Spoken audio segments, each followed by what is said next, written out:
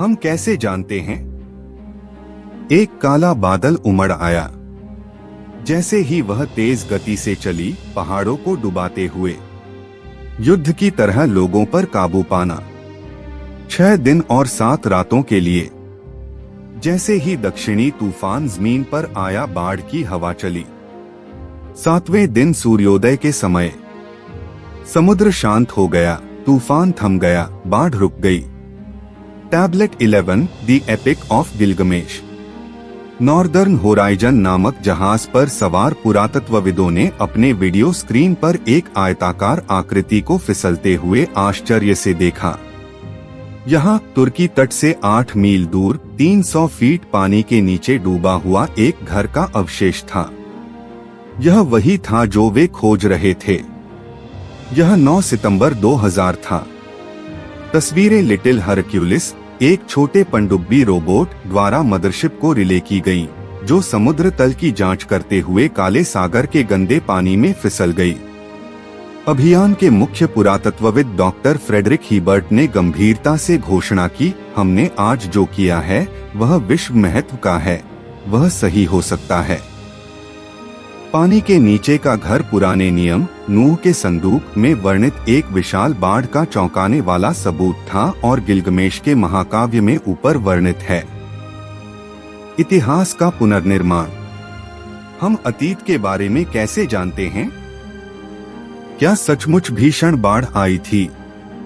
या क्या गिलगमेश और नूह की लोक कथाओं का उद्देश्य नैतिक मार्गदर्शन प्रदान करना था? वैज्ञानिक आज निर्णय लेने में मदद कर रहे हैं। हालांकि यह कठिन जटिल काम है। गिलगमेश का महाकाव्य हजारों वर्षों से लुप्त था। इसे पुनः प्राप्त करने के लिए मेसोपोटामिया के खंडहर शहरों की सावधानी पूर्वक खुदाई करनी पड़ी, मिट्टी की पट्टियों के पुस्तकालयों की खोज, फिर क्यूनिफॉर्म लेखन और कई प्राचीन भाषाओं का गूढ़ अर्थ। गिलगमेश, जिसे अब हम जानते हैं, एक वास्तविक राजा था जो आधुनिक इराक में यूफ्रेट्स नदी पर स्थित सुमेरियन शहर उरुक का शासक था।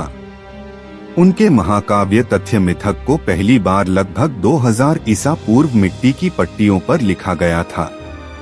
यह विश्व साहित्य का पहला महान कार्य है, एक साहसिक कहानी, नैतिकता और त्रासदी की कहानी और शाश्वत जीवन की व्यर्थ खोज। दुनिया भर में दर्जनों किंवदंतियों में बाढ़ की ऐसी ही कहानियां हैं।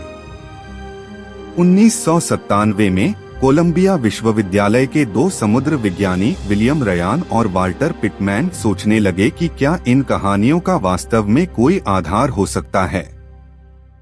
यहाँ उन्होंने क्या प्रस्ताव दिया है।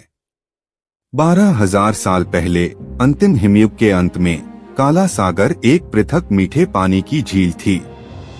जैसे जैसे जलवायु गर्म हुई, उत्तरी गोलार्ध के अधिकांश भाग को कवर करने वाली विशाल बर्फ पिघलनी शुरू हो गई। हर जगह समुद्र का स्तर बढ़ गया। लगभग 5600 ईसा पूर्व एक अशुभ दिन, भूमध्य सागर का उफनता पानी काला सागर के आसपास की पहाड़ियों को काटता है। 200 नियाग्रा फॉल्स की ताकत के साथ एक जलधारा समुद्र की ओर गिरी। बढ़ते पानी ने तेजी से तटीय मैदानों में पानी भर दिया, खेतों और गांवों में बाढ़ आ गई। उनके भयभीत निवासी अपने साथ जबरदस्त बाढ़ की कहानियां लेकर ऊंची जगहों पर भाग गए।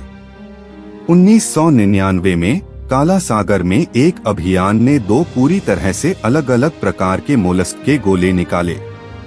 मीठे पानी की प्रजातियां 15,500 से 7,460 साल पहले तक वहां रहती थीं। 6,820 साल पहले अचानक खारे पानी की प्रजातियां प्रकट हुई। यह बिल्कुल सही समझ में आता है अगर काला सागर लगभग 7,000 साल पहले मीठे पानी से खारे पानी के वातावरण में बदल गया। एक नई खोज। अब सितंबर 2000 में मानव निवास के पहले संकेत मिले। लिटिल हरक्यूलिस के कैमरों ने शायद 12 फीट चौड़े और 2 गुने लंबे लकड़ी के बीमों का एक आयत दिखाया, जिसमें शाखाएं मिट्टी की परतों में फंसी हुई लग रही थीं। पुरातत्वविद हिबर्ट बताते हैं, हम जो देख रहे थे वह मवेशियों और डब से बनी एक पिघली हुई इमारत थी। अब यह काला सागर तट के प्राचीन निवासियों के लिए विशिष्ट प्रकार का निर्माण है और यहाँ हम इसे नीचे देख रहे हैं 300 फीट पानी। यह सबसे आश्चर्यजनक चीजों में से एक थी जो मैंने कभी देखी है। भूमध्य सागरीय बाढ़ के सिद्धांत को सामने लाने में पृथ्वी की पिछली जलवायु और बदलते समुद्र के स्तर के बारे में वर्षों की संचित जानकारी लगी। इसे साबित करने के लिए अभी भी अधिक कौशल और प्रयास की आवश्यकता है। हम अतीत के बारे में कैसे जानते हैं? विचारों और कल्पना से, साझा ज्ञान और सरासर कड़ी मेहनत से। अतीत का अध्ययन क्यों करें? बाढ़ की कहानी को स्पष्ट करना चाहिए, यह दिलचस्प है। अपने बारे में कहानियां हमेशा दिलचस्प होती हैं। हम कहां से आए थे? हजारों वर्षों में हजारों विभिन्न संस्कृतियों के लोग कैसे रहते थे? उनकी चिंताएं हमसे किस प्रकार भिन्न या समान थीं? अतीत आश्चर्यों से भरा है, लेकिन वे कभी भी घर से दूर नहीं जाते। इस बारे में और अधिक जानने से कि हम कौन थे और हम यहाँ कैसे आए, हम पूरी तरह से मानव बन जाते हैं।